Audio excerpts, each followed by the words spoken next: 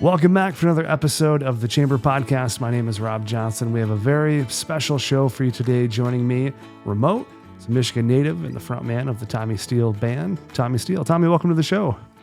Hey, thanks for having me. Great to meet you guys. I'm really excited. So the lead-in for this interview is you are playing at the Yellowstone Country Music Festival, second iteration of this festival, and wanted to have you on the show, just kind of learn a little bit more about you and then talk a little bit about Yellowstone and what that means to the community here in Brighton. So first off, just want to go through your background. So how did Tommy Steele morph into the Tommy Steele Band? What's that origin story? Well, gosh, it goes, it's a long story, so I got a lot of coffee, right? Well, I go back. I've been playing around the Detroit area far back as I started playing when I was 11 years old, and I was in a few rock and roll bands that really didn't do much. We played some shows here and there, but I started playing guitar and started getting into the country scene, and we started playing all the clubs around, and we kind of got into this circuit. And we were called Southern Stride at that time. And we played for a few years, and that band kind of morphed into another band called the Steel Canyon Band. And we played, shows and all over Michigan. And we wound up taking a house gig in Pontiac and at the High Kicker Saloon. And that kind of morphed into me taking the craft of writing and recording kind of to the next level, to the next chapter of being a musician and cutting your teeth in the clubs and the bars and in that scene. So I did some research and I did some recording and did some writing at home and things like that. And I wound up going down to Nashville and meeting a few people in Nashville that I met through Michigan. I mean, to make a long story short, I ended up cutting a record down in Nashville. And that record, we ended up putting out some songs on the radio. I want to say, I'm pretty sure it was 5 or 6 songs that was a full-blown radio tours. And it was on Music Row charts.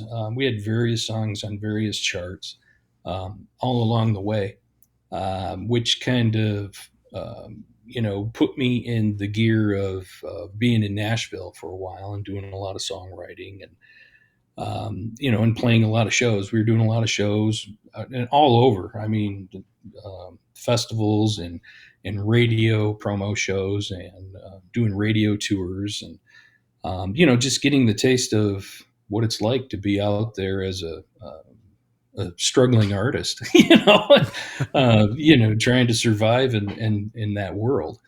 And, it was never easy. I remember traveling out to Wyoming, and doing a 2-week stint out in the West.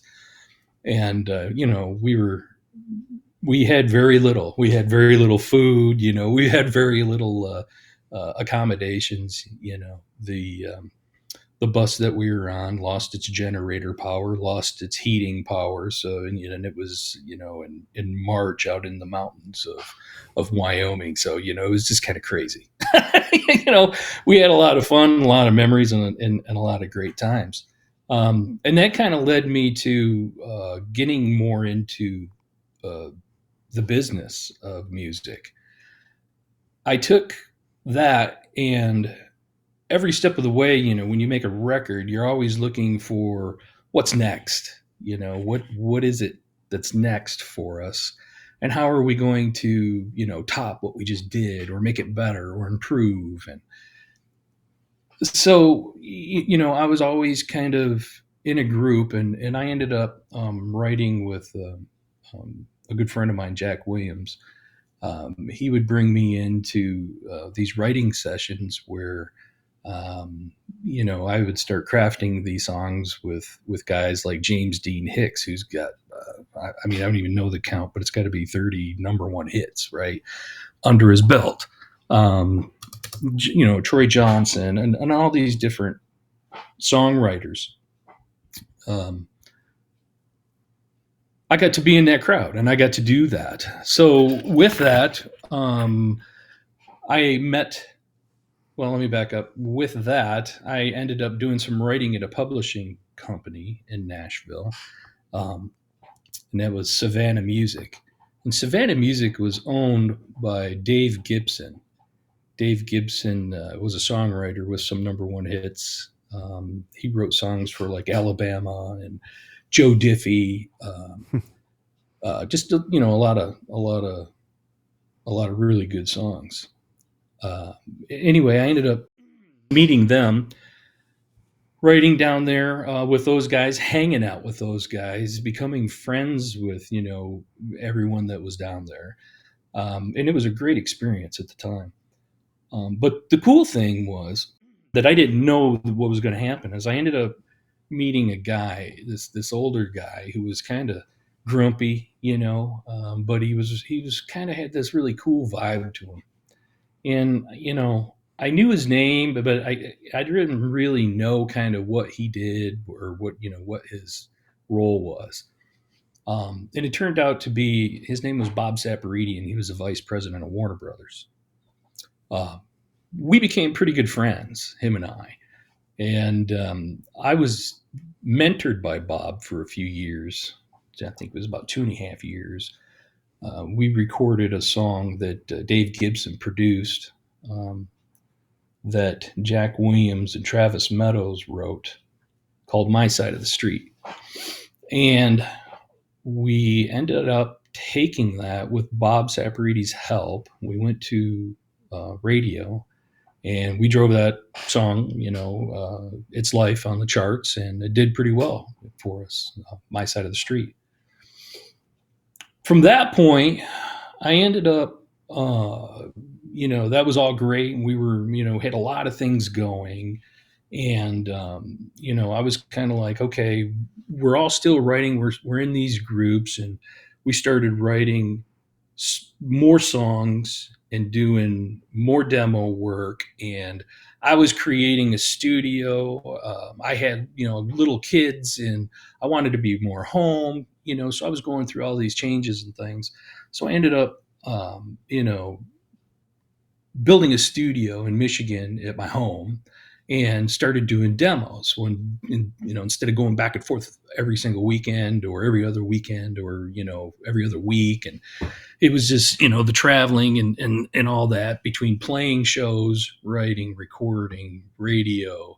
I mean, it was just taking its toll on me. And so we ended up, building this studio, and we started doing demo work and things out of here. And when I started doing that, a whole new life came out of the music, right?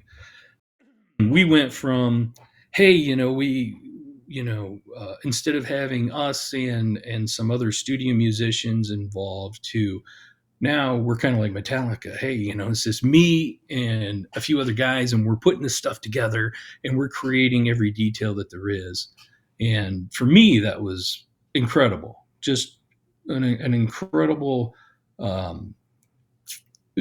challenge, right? Because I knew nothing about, well, I can't say nothing. I knew a little bit about recording and Pro Tools and doing things like that.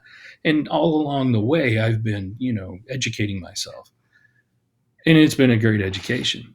But I really got to hands-on, hey, experiment. What if we did this? What if we did that? What if we do these things, And we actually started doing some really cool things. And we found ourselves getting into this sound. Well, by doing that, we've crafted, kind of like where we really wanted to go with the sound, myself and the guys that are in the band now. And with that, I said, okay, well, here's what we're going to do. We're going to stay, we're independent. I want to stay independent as an independent artist. I want to be able to, do all of these things. I've had the experience of being out on the radio and doing that. And with the help of Bob Saporiti, that was the vice president of Warner Brothers, with him mentoring me for those 2.5 years through that whole time and created that relationship and, that bond that we had with all of those guys at that time has kind of led me to, hey, I want to kind of venture out and kind of do this under my own record label. So, I created my record label, Triple Creek Records.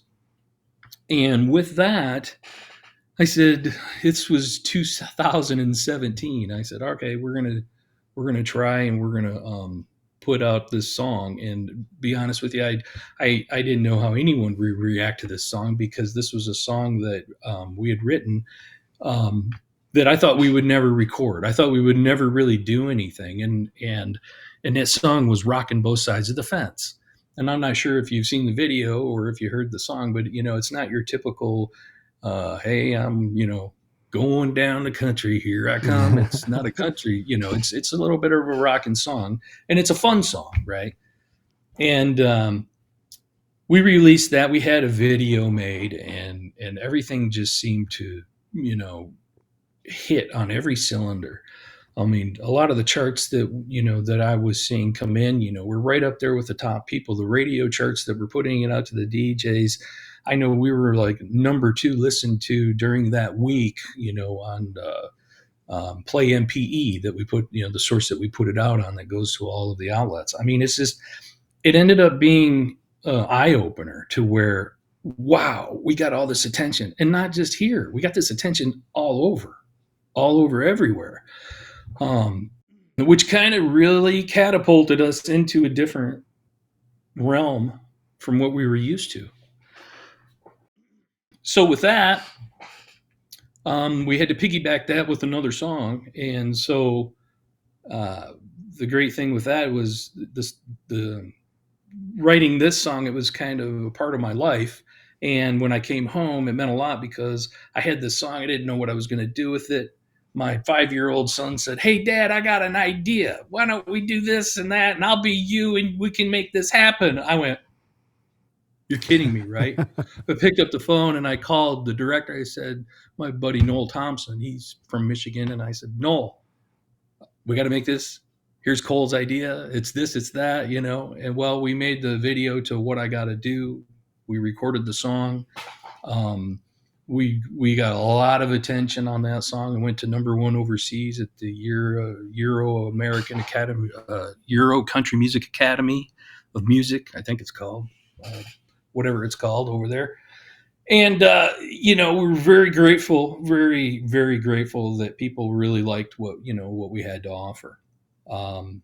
And so we just started releasing songs on our own, and from that point on, was pretty good for us. And I guess it kind of gave us the opportunity to explore a lot of different things that we could build upon each other versus just being musicians, because we really had to come together like as a business and with all that to make it all like come together and make it all work. And the people that I worked with out of Nashville, was a pure blessing to me, just to have their friendship and their camaraderie, and for them, reaching out to me and just being good people, and we wrote really good songs and have some really good recordings, and we continue to do that to this day. Yeah, that's an amazing story, and one thing that I think a lot of people have a habit of is they see someone who's playing shows and headlining, and they're at this particular moment in their life where things are going well, and they're like, "Man, that must have been easy," or "It must be nice for him," and then they don't know the cold bus in the mountains of Wyoming, right? They don't know what it took to get to that spot. The question I had for you, Tommy, was looking back when you started playing music at 11 and then where you're at now, was there one single moment that stands out where you're like, "Man, this is working. Like I made this work"? Ironically, I was out for, I don't know, I think it was a month, and I was out doing a radio tour, and it was for one of our singles, Forever 17. And it was climbing the charts, and I was doing the grind, going playing an acoustic show at night, getting up at 5 o'clock in the morning, going into the morning show on the radio, doing an interview, after that, doing a midday interview, right? And then you're off to the next town to do an evening show. And that really, kind of, uh, was a huge grind. So I said, okay, I got to stop. I got to, we're coming to a break. I just got to go recharge my batteries.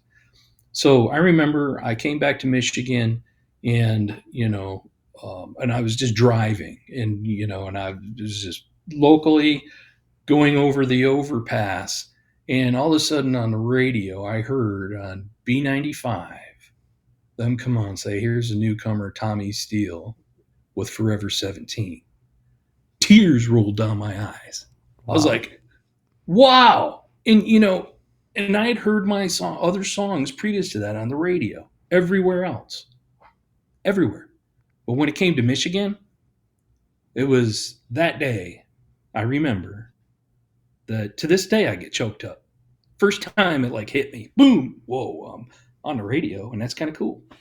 I achieved the goal, and we moved the bar for ourselves, and it was great because we were accepted. People liked us, and we were making so many friends, and yeah, it's just a great feeling, when things work and all the cylinders are firing. So Yeah. that was that moment for me. That's great. And something that you keep going back to is you say every time we hit a certain point, we raise the bar. It's almost like you're not competing against any other artists that are out there. Your main initiative and objective is to keep improving on what you're doing year over year, month over month. Is that right? It's for ourselves, yeah. I mean, there's other artists, in Michigan that are great and at what they do, and we admire them for getting out there and doing the grind and every day working at it. Right? You got to have a love for it and an ambition for it, or you might as well not do it at all, right? And for me, it's within. I go through these emotional roller coaster rides, I guess, where I got to get this out of me. I got to get it out of me because it's sucking the life, that I have out of me, not getting it out. And, so I have to sit down and I have to say, okay, I got to write this lyric. I got to write this tune. I got to record this part. I got to raise the bar. It has to make more sense than it did the last time. You know what I mean? I mean, it's always for myself. Do I approve?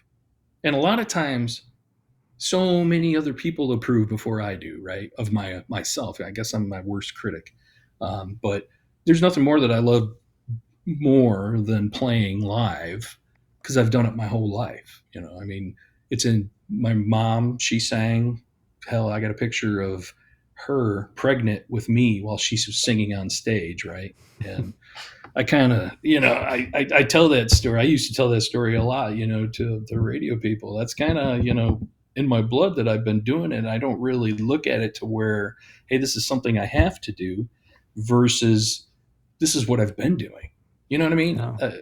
I guess it's kind of it's an awkward thing. And people will say, hey, where you at? Where you playing? What are you doing? What are you doing? And I'm like, I'm so busy. It's crazy. Right. Even though that I'm not playing every single night, or I'm not out on a tour right now, we're still creating. We still have everything that's going on, making music.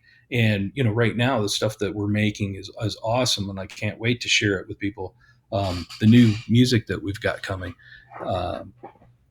Again, I get excited once we start talking about new stuff and raising that bar, and making the spectrum move for us. Absolutely. So, well, on that subject, let's with the time that we have left, let's shift gears to Yellowstone. So that's coming up soon here. And if you're following the podcast and listening, all of the details for Yellowstone will be in the show notes of this podcast. You can find the date, where to get tickets, all of that. But Tommy, if someone hasn't been to one of your shows, what can they expect? Well, we are, full of energy. We love to have fun. We love to play good music, and a lot of times we like to drink a little bit of drink and just let our hairs down and forget about the craziness during the day. Right? That's we go to these shows to try and escape, and that's kind of where we're at. I love it. I can't wait to let my hair down at Yellowstone. I'm really excited about that. So Tommy, I'm a big music guy. Bob Seger is one of my all-time favorite artists, obviously a Michigan guy.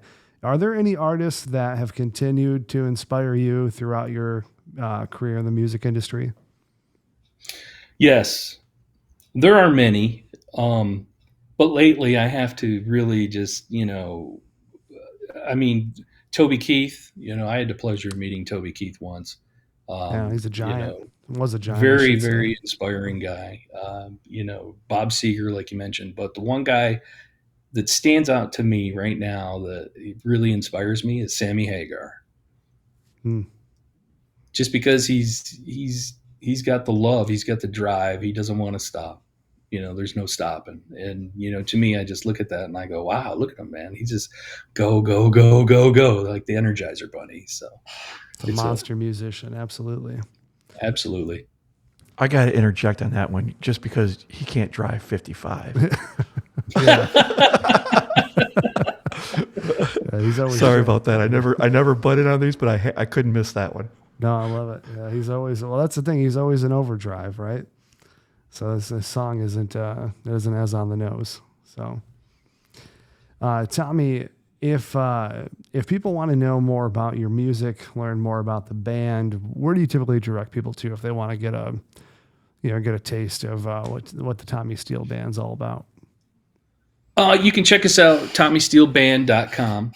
We're on Facebook, the Tommy Steele Band at Facebook, or Tommy Steele Band at Instagram, Tommy Steele Band at Twitter or X. You can check us out all there. We're on Spotify. We're on all the digital download media, YouTube, Tommy Steele Band, YouTube. So basically, just Tommy Steele Band. You gotta say band, Tommy Steele Band, and you should be able to find us pretty quickly. Excellent. Well, Tommy, anything else you want the listeners to know before we wrap up today? Well, I just want to let everyone know that we're really excited to come out, and it's kind of shocking that that we're playing this show.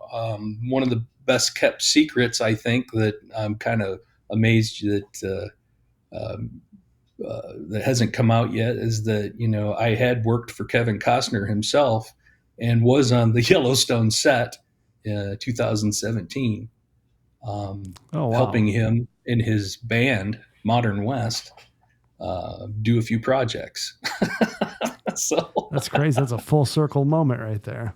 Oh, it is. Yeah. 2017, I get asked by his producer, who's a songwriter, who was kind of in our circle, if I'd be willing to help out, do an organic push to radio for another artist and, on my record label. And I said, I don't know. I'm pretty busy. I don't know if I can, handle it, and handle it, the stress and the commitment, because it's a big commitment. And, Yeah. And he says, well, what if it's Kevin Costner and our band? And I said, well, I'd talk. So they flew me out to the set of Yellowstone, where I met him. I mean, I had plenty of conversations with Kevin before that, and we ended up. He flew me out, and the first time I met him, and he sat me down at the dinner table, and sat right next to me. And the craziest thing is that when we were talking, and there was, I don't know, this big long table at Roost Chris out in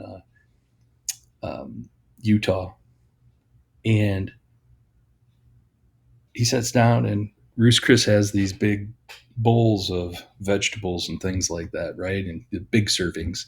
And he grabbed the corn and he goes, Tommy, would you like some corn? And I said, sure. And instead of picking it up and handing it to me, he gives a hold of the spoon, dips it in there, and slaps it on my plate like we're cowboys. I love it. We got along cool. Great after that. So, and that turned into another great relationship. And, and I helped him achieve, I think we helped him get the song Love Shine to number 21 on the Music Row charts for him. And we set up some, television interviews and radio interviews and things like that. So it was a great experience. Another one of those turning moment, raising the bar to do, different things in music along with music, and it's just been very, very cool. Yeah, that's fantastic. Well, I'm excited to come see you at Yellowstone. I know a lot of the listeners are going to be there as well. So, Tommy, thank you so much for your time, man. I really appreciate it. Hey, thanks for having me, and we're really looking forward to seeing everybody. All right, Tommy, take care. That's going to wrap up this week's edition of the Chamber Podcast. I certainly appreciate all of you watching. Hopefully, I'll see you out at Yellowstone later this month. Take care.